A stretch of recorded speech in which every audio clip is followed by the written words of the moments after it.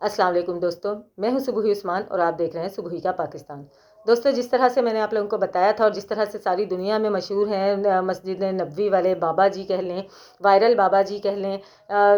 या क्या कहते हैं,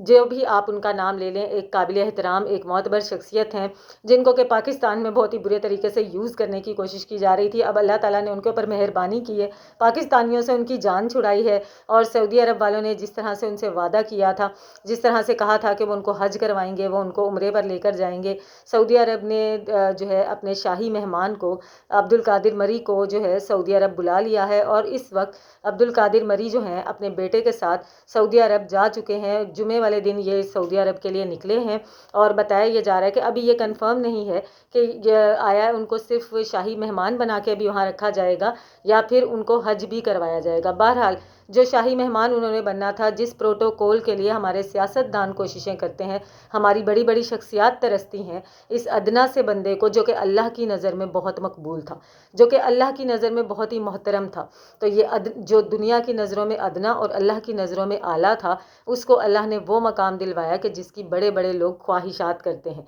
और अब मुझे ऐसा लगता है कि इसके आगे बाबा जी की जो फरमाइश होगी सऊदी हुकाम से वो यही होगी कि मुझे पाकिस्तान ना भेजें, मुझे यहीं पर रहने दें, क्योंकि पाकिस्तान में जिस कदर बाबा जी का मिसयूज़ हो रहा है, पाकिस्तानियों ने बाबा जी के नाम पे जिस तरह नोट छापने की कोशिशें की हैं, और वो बेचारे मासूम बाबा जी जिनके पास बटनों वाला मोबाइल है, उनको वो भी इस्तेमाल नहीं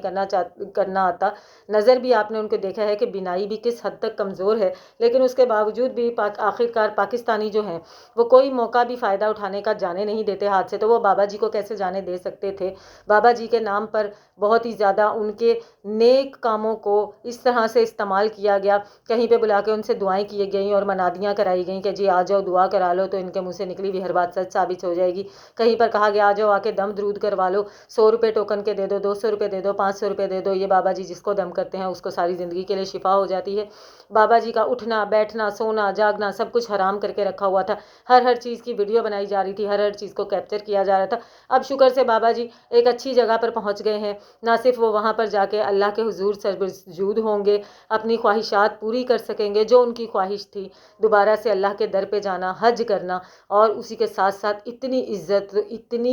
इतना एहतराम उनको मिलना कि मैं कहती हूँ रहती दुनिया तक याद रखा जाएगा। जिसकी ख्वाहिश काफ़ी लोगों की होती है और काफ़ी बड़े बड़े लोग करते हैं। बाबा जी इस वक्त शाही मेहमान हैं और पाकिस्तान से जा चुके हैं, और मुझे इस बात की बहुत ज़्यादा खुशी है। और मैं तो चाहती हूँ कि बाबा जी अगर अब आएँ पाकिस्तान, तो खुदा के वास्ते पाकिस्तानियों उनका इस तरह से मिसयूज़ ना करना, और बेहतर ये होगा कि बाबा जी